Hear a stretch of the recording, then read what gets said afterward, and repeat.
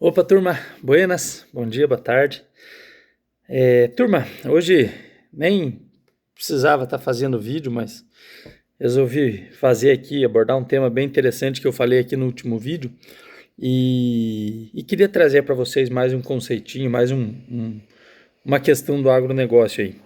Hoje é um dia muito interessante, ontem meu filho mais novo nasceu, tenho mais um filho, meu quarto filho.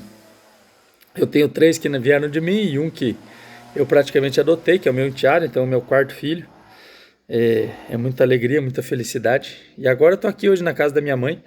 Ela mora pertinho, próximo do hospital de onde meu filho nasceu, então eu vim aqui dar um time aqui. Minha sogra tá lá cuidando da minha esposa um pouco.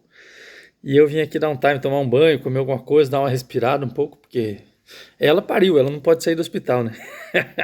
Mas a mãe dela chegou lá para ajudar e daí eu saí um pouco tomar um banho, porque lá fica ruim tomar banho, né? Que é o banheiro dela, o quarto é dela e as enfermeiras entrando e cuidando dela, e daí tem eu lá, marmanjão, tomando banho. Fica estranho, né? Eu vim aqui dar um time agora e agora eu tô sossegado, tô tomando um cafezinho aqui, show de bola. E daí queria abordar um tema bem interessante com vocês, que nem eu falei no último vídeo sobre a moratória da soja, né? Eu falei assim, rapidinho, passei por cima, dei uma pincelada, só comentei sobre essa moratória, mas pouca gente conhece, pouca gente sabe o que é. Na verdade, eu acredito que 80% do país não faça nem ideia do que seja essa moratória da soja. E eu vos trago então um conceito, não é nem um conceito, é sobre o que é essa moratória da soja. Em 2006, lá atrás, fazem 20 anos isso, nós estamos em 2026 hoje, foi estabelecido entre os órgãos internacionais ambientais e entre os países, na verdade, acordos entre países, de que o Brasil não iria comercializar soja de terras degradadas da Amazônia, de terras abertas na Amazônia de 2018 para frente. Foi estabelecido então em 2006 de que o marco temporal seria 2008 e que terras abertas na Amazônia até 2008 poderiam comercializar soja. Depois disso, qualquer terra dentro do bioma amazônico aberta não poderia comercializar soja. As trendings, as empresas, os portos secos, os portos de grãos do país, né, não poderiam comercializar soja como commodity brasileira. Você pode comprar soja de qualquer outro lugar do mundo depois de 2008. Áreas devastadas, áreas degradadas, áreas que eram consolidadas como floresta e depois não eram mais, de qualquer lugar do mundo, menos do Brasil, menos da Amazônia, vamos dizer assim, né? Ah, mas eu degradei uma terra, eu tinha uma terra de mata nativa aqui no Paraná em 2012, consegui liberação para abrir parte dela e consegui plantar soja ali para poder vender, e consegui vender. Tá, beleza, certo, mas na Amazônia não tem mais condições. De 2008 para agora, não existe mais comercialização de soja, né? Falando unicamente de soja, em terras que antes eram mata, né? Por exemplo, a pessoa tinha uma fazenda lá de 20 mil hectares, desses 20 mil ela pode abrir pelo menos 20%, né? Como fala o bioma amazônico, né? A legislação trata sobre esse assunto, o Estatuto da Terra, várias outras normas regulamentadoras falam exatamente sobre isso, de que até 20% do bioma amazônico você pode abrir da tua área privada. Então, desses 20 mil hectares, pelo menos 4 mil a pessoa poderia abrir e plantar soja. 4 mil hectares de soja é bastante coisa, é bastante soja. Só que a pessoa não pode mais comercializar depois de 2008. Ela pode plantar? Pode.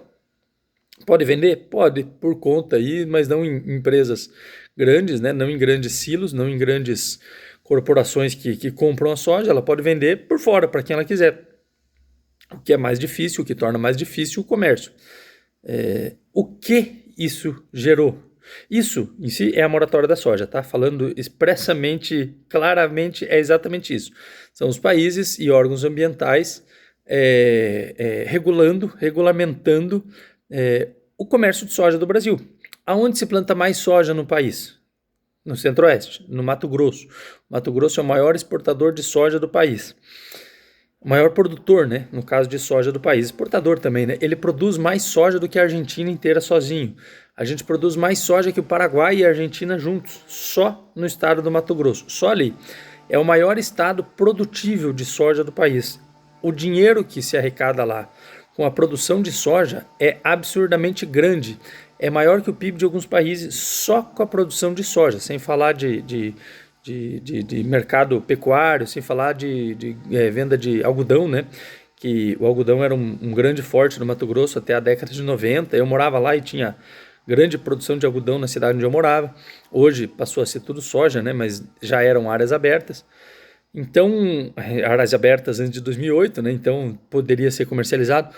E o estado que mais arrecada com a soja no nosso país é o Mato Grosso. Os outros países vieram junto com órgãos ambientais e barraram isso, né? Então, dentro da nossa casa, eles escolheram quem vende e quem não vende a soja. Tá bom, o Brasil aceitou, foi assinado um termo, nós assinamos isso, assinamos essa moratória da soja e tivemos que nos segurar, tivemos que nos proibir de vender soja de áreas degradadas. Ah, mas isso a fim de proteger a Amazônia. Não, não é só por isso, a gente sabe que não é só por isso. Eu já deixei muitas vezes claro aqui que não é só pensando na Amazônia, é pensando no bolso deles também.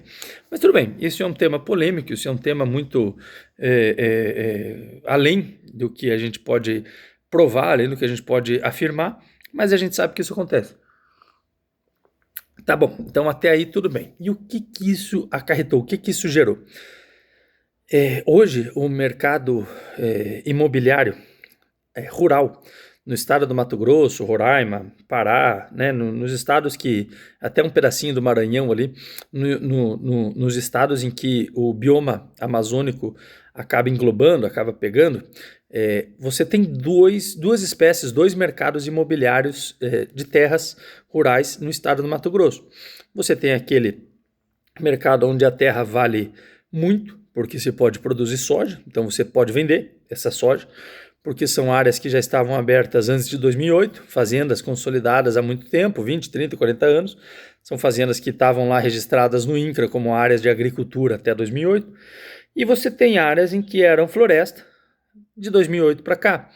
Ah, mas a pessoa podia abrir floresta de 2008 para cá? Opa, claro, lógico, fazendo um projeto de manejo, um PMS, né, que é um plano de manejo sustentável, ou um PEF, né, que é um projeto de exploração florestal. Você pode fazer isso numa boa, sem problema nenhum, desde que esteja tudo regularizado. Você faz o CAR, a tua área toda regularizada, você tem o georreferenciamento, você está com a área registrada no cartório, você vai lá e faz o CAR em cima dela, demonstrando onde que você vai tirar essa madeira, enfim, você faz todo o teu projeto ali. Só que você não pode vender, você não pode plantar, você não pode vender soja plantada ali, né? Você pode plantar? Pode, mas não pode vender. E o que isso gerou? Os dois mercados. Hoje você tem esse mercado de terras rurais que eram consolidadas e agora servem para pecuária, servem para plantio de café, servem para plantio de palmito, servem para hortifruti, servem para fazer qualquer outro fim. Minério, né? Tem muita mineradora crescendo agora lá no Mato Grosso, não só por conta disso, mas tem muita mineradora lá comprando terra lá, porque são terras muito ricas em minérios, e como você não pode plantar soja, você não pode fazer muita agricultura, e a soja é o que mais dá dinheiro no estado do Mato Grosso. Então, se você for fazer algo muito grande, que seja muito diferente da soja, você precisa praticamente montar um mercado próprio para você, então não compensa. Então, entrega-se a terra para uma mineradora, ou uma mineradora faz ali um contrato de concessão naquela terra por 30, 40, 50 anos, e ali ela vai explorar os minérios dali, enfim, vai fazer o que ela tem que fazer, né? Vai atuar com lobby na região, vai fazer um fomento na região, justamente porque não tem condições de se plantar soja no norte do Mato Grosso por questão de logística. Antes não era possível você abrir as terras, não foi possível, né, por questão de tempo e logística. Não tinha estrada, não tinha acesso, as pessoas não conseguiam abrir as terras ali. E agora que elas conseguem abrir as terras, elas não podem plantar soja, então elas têm que se adaptar, elas têm que usar o que tem ali.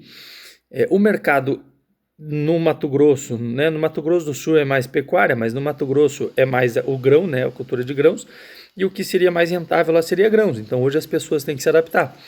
E esses dois mercados que foram criados, eles têm valores de base completamente diferentes, né? Um você baseia com o preço da saca da soja, o outro você baseia com o preço do arroba. Por exemplo, o sul do Mato Grosso, a região de Sinop, Lucas do Rio Verde, regiões ricas em soja, em produção de soja, onde está o dinheiro, a nata do Mato Grosso, bem dizer, assim falando, as terras são avaliadas em sacas de soja. O preço da saca de soja faz com que as terras sejam valoradas ou não.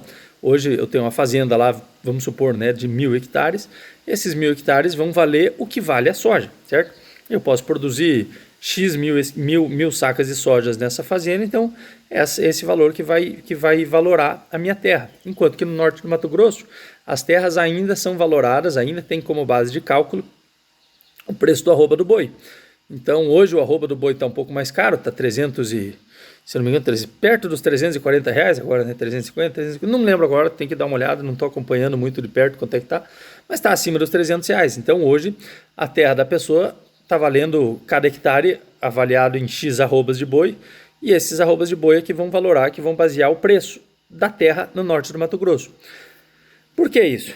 Né? Quando você abre uma terra que é mato, aqui por exemplo, aqui é um bosque, né? É um bosque. Quando você abre uma terra de mato, dessa forma aqui, natural, que não foi degradado, você tem as árvores, você tem raízes, você tem plantas, você tem tudo. Então você não vem aqui e você não consegue abrir e tirar essa raiz aqui muito fácil. Você tem que chegar ali e arrancar essa raiz do chão com uma escavadeira, com uma máquina, com maquinária. Você não consegue fazer no machado. Até consegue, antigamente se fazia, né? Porque hoje não pode.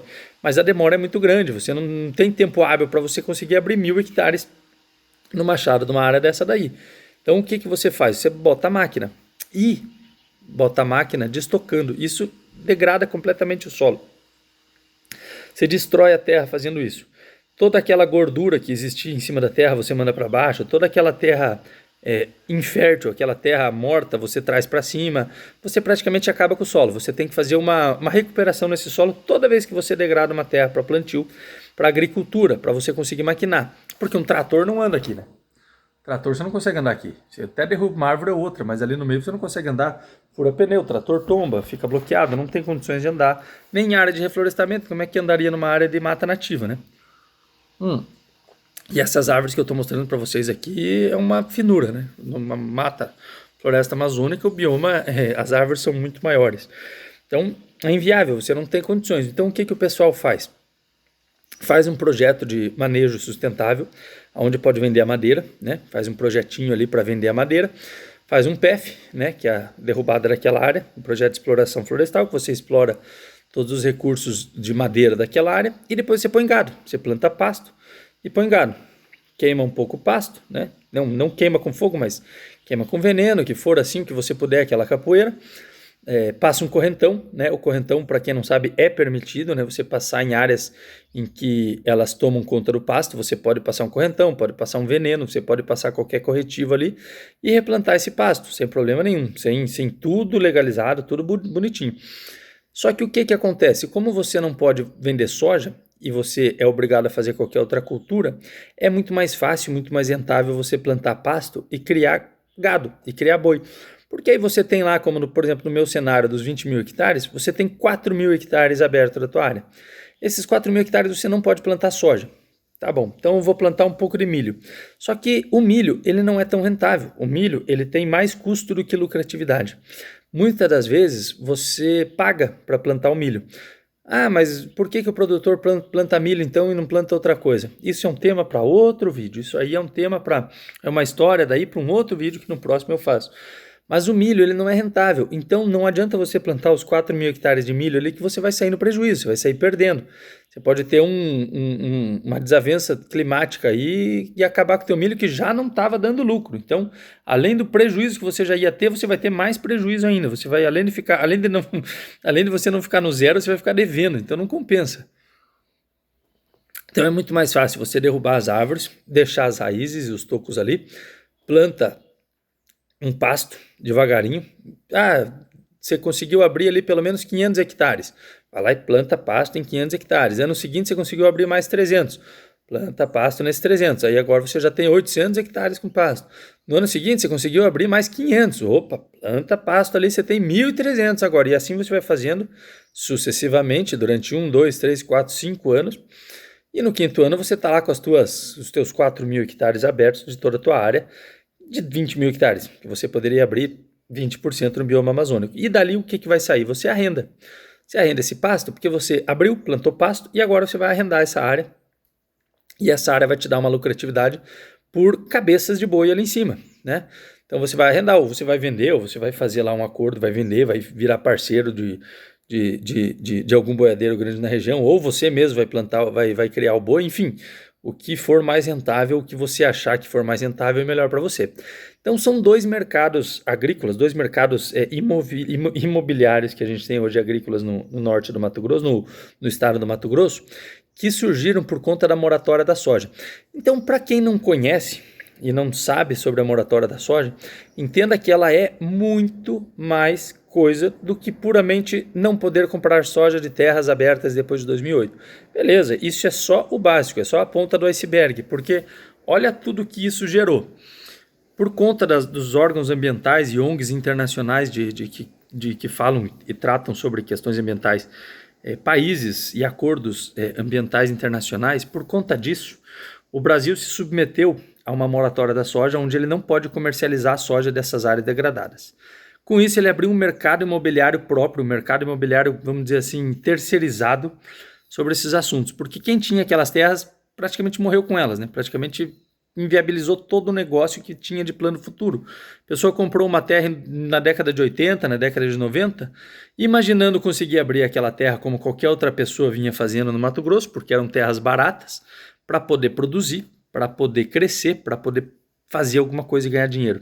E de repente em 2008 isso veio, botou um pano ali, botou uma pedra em cima e falou: agora não mais, você não vai fazer isso, se o teu plano era esse, acabou-se.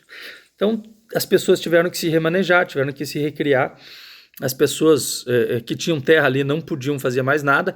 Até hoje, nós estamos em 2026, até hoje eu sou parte disso, até hoje eu conheço essas consequências, porque eu tenho familiares que vêm dessa área, que vêm de áreas assim. Eu cresci em áreas assim quando eu era criança, na década de 90, vendo o pessoal dizer que a soja vinha chegando para o norte do Mato Grosso. Afinal, eu cresci por lá. E hoje eu tenho que dizer para vocês que não, a soja não vai chegar no norte do Mato Grosso por conta disso. E se chegar, vai ter que chegar com um mercado paralelo de soja, de venda de soja, de uma forma bem diferente, de uma forma completamente oposta ao que a gente vê hoje. Então, fica inviável. Esses últimos 20 anos, praticamente, a gente congelou, a gente está congelado na venda de soja no Mato Grosso, a soja cresceu de lá para cá, porque áreas que antes produzia-se outra coisa, como algodão, por exemplo, hoje produz soja. Por quê? Porque áreas que poderiam produzir soja depois de 2008, viraram áreas super caras, super valorizadas, rentabilidade enorme, porque não podia abrir mais. Então, olha só o que isso gerou, olha só o que isso acarretou, né? Como eu falei, que virou um mercado oposto, um mercado paralelo. As áreas que antes eram abertas aumentaram o preço, uns perderam demais, outros ganharam demais. Então, não foi só única e puramente, assim, exclusivamente, vamos dizer, só não pode produzir soja. Olha tudo isso que gerou, entendeu? A moratória da soja, para quem não conhece, né?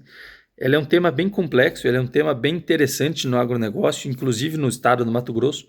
Fala-se muito de moratória da soja por lá, fala-se bastante disso. Tem os que aceitam, os que não aceitam, tem os que simplesmente aceitam, mas não gostam, né? Tem aqueles que não aceitam, mas não tem nada a ver com isso. Enfim, tem todas as possíveis opiniões que você pode imaginar.